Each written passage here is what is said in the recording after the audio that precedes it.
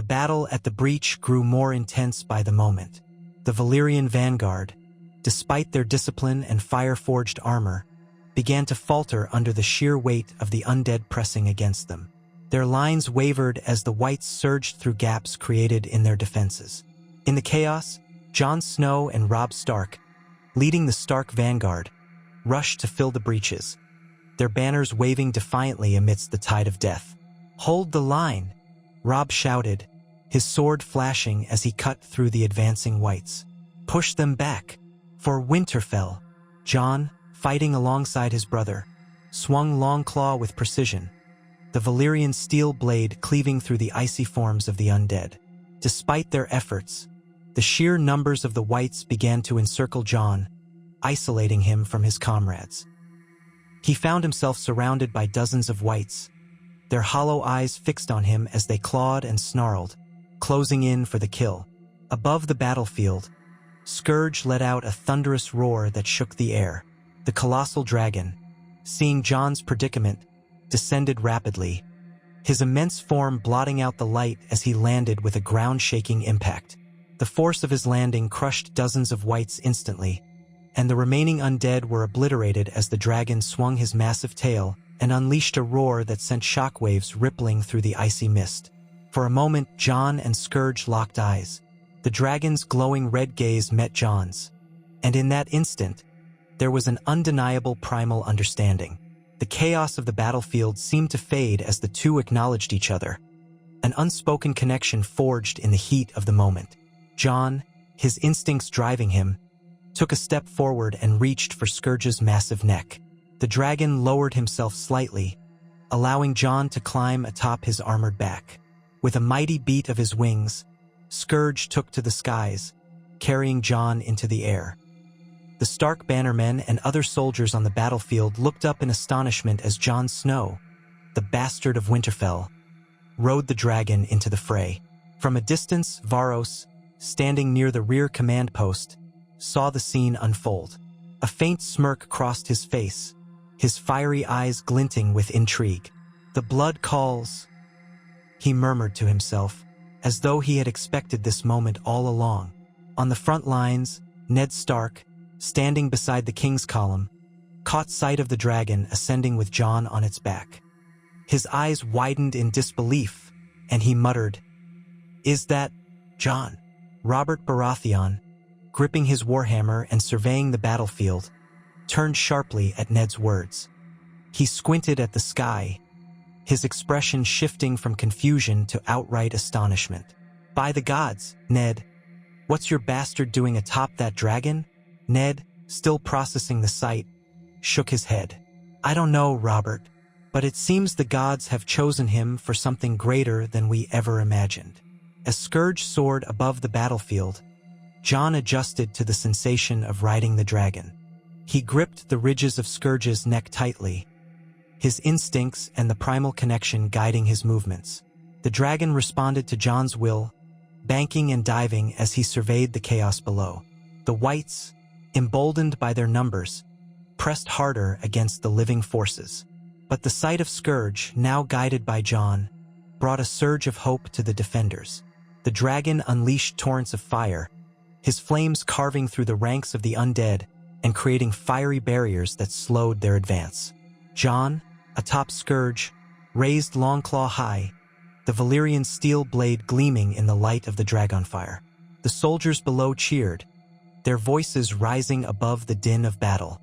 Robb Stark, seeing his brother aloft, let out a triumphant shout. "That's Jon. He's giving them hell."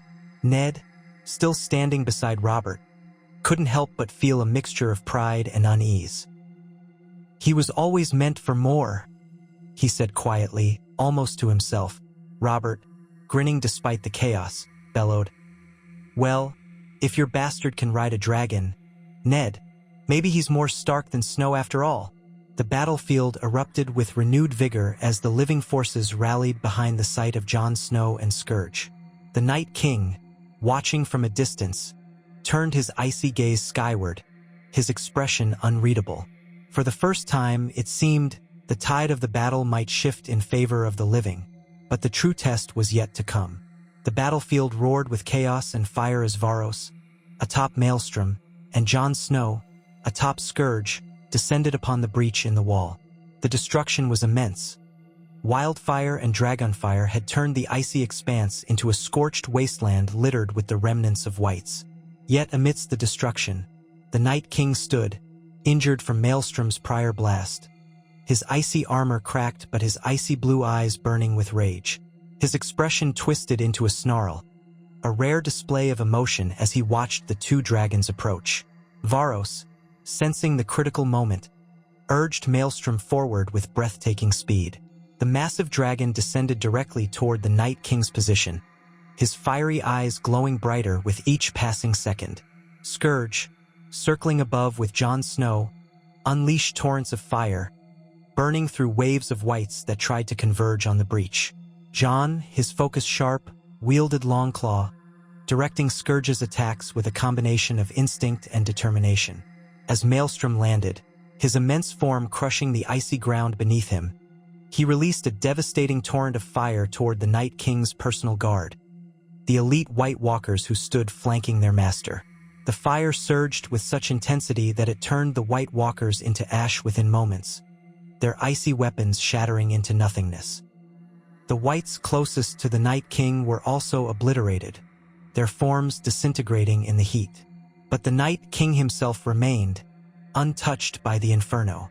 A cold aura of magic surrounded him, shielding him from the dragonfire. Maelstrom roared in frustration, his fiery breath unable to penetrate the magical barrier. The Night King raised his hand, the frost creeping outward as he prepared to retaliate. Varos, seeing this, made a bold decision. With a fluid motion, he leapt from Maelstrom's back, landing on the icy ground with a thud. His crimson and black robes billowed around him, and his fiery blade was unsheathed in an instant. His eyes began to glow with an unearthly red light, the power of the Lord of Light radiating through him. As he approached the Night King, Varos began whispering in Valyrian, his voice low and rhythmic. The words carried a weight, an ancient power that seemed to resonate with the very air around him. His chanting grew louder, his steps deliberate as he advanced toward the icy figure. The Night King turned his cold, calculating gaze to Varos, his hand still raised. Frost spread along the ground toward Varos, but it melted before it could touch him, the heat of the Valyrian magic burning it away. Varos stopped just a few paces away from the Night King and raised his fiery blade. His voice thundered, echoing across the battlefield. "The Lord of Light gives me the power to send you back to the abyss, abomination." The air around Varos shimmered with heat, and the ground beneath his feet cracked as if unable to bear the intensity of the power he was summoning. Flames began to rise around him, forming a protective aura that burned brighter and hotter with every word he spoke. The Night King, for the first time, hesitated. His icy aura pulsed, pushing back against the heat, but it faltered under the onslaught of Varos's power. The two forces clashed in an otherworldly battle of fire and frost, the very air between them distorting from the heat and cold colliding. Above, Jon Snow, atop Scourge, watched the scene unfold with awe. Scourge, as if understanding the significance of the moment, roared and unleashed another torrent of fire, incinerating more wights that attempted to swarm the breach. The dragon's efforts ensured that no undead would interrupt the confrontation between Varos and the Night King. On the ground, Varos's chanting reached a crescendo. His fiery blade glowed brighter than ever, and his voice carried the weight of 1,000 burning prayers. The flames around him surged forward, licking at the edges of the Night King's icy barrier. For the first time, cracks appeared in the shield, the heat threatening to break through. "You will not conquer this world," Varos bellowed, his voice filled with divine fury. "The light will burn your darkness to nothing." The Night King, snarling, raised his other hand, summoning an icy spear. With a swift, unnatural motion, he hurled it toward Varos. The spear hurtled through the air, but before it could reach him, the flames surrounding Varos surged outward, disintegrating the spear into a burst of steam. Varos stepped forward, raising his flaming blade high. The battlefield seemed to hold its breath as the two forces, fire and frost, prepared for a final clash. The moment of reckoning was at hand. The icy battlefield was alive with chaos as the Night King unleashed his power. His icy sword moved like a tempest, sending waves of frost and shards of ice hurtling toward Varos, who was now on one knee, his fiery aura flickering as he fought to hold back the torrent of the Night King's relentless assault.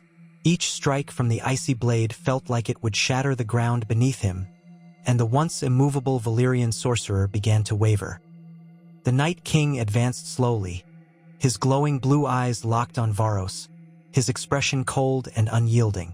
With every step, the frost around him crept closer, threatening to consume the last vestiges of Varos's flame. The battlefield seemed to still, the distant sounds of battle muffled under the oppressive weight of the Night King's presence. As the icy blade rose high above Varos, poised for a deathly blow, the wind shifted. It was subtle at first, a faint gust, like a whisper carried through the frozen air. The Night King hesitated, his icy features twitching slightly as if sensing something. He turned his head, his gaze snapping to the side. It was Jon Snow charging forward with Longclaw raised high. His face was a mask of determination, his steps unwavering as he closed the distance between himself and the Night King. The dragonfire and chaos around him seemed to fade as Jon became a singular force, his Valyrian steel blade gleaming with the faint light of the burning battlefield. The Night King's attention shifted completely. He turned toward Jon, his icy sword ready to meet the challenge of the charging warrior. Their confrontation was imminent, the clash of two forces destined to meet. But in that moment of distraction, Varos looked up, his fiery eyes narrowing as he saw his opportunity. Pain coursed through his body, but his resolve was unbroken. Reaching to his side, he pulled a Valyrian dagger, its intricate blade glinting in the firelight. He began to chant softly in Valyrian, his voice low and rhythmic, each word carrying the power of the Lord of Light. The dagger began to glow as flames licked its edge, the ancient weapon igniting in Varos's hands. The fire burned brighter with every word he spoke, the dagger becoming a beacon of concentrated power. The heat surged through Varos's veins, rekindling his strength as he rose to his feet.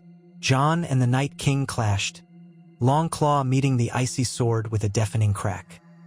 The force of the impact sent a shockwave rippling through the battlefield, but the Night King was quick to counter, his strikes precise and deadly.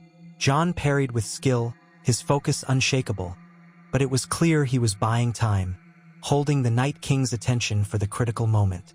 Varos, dagger in hand, moved swiftly.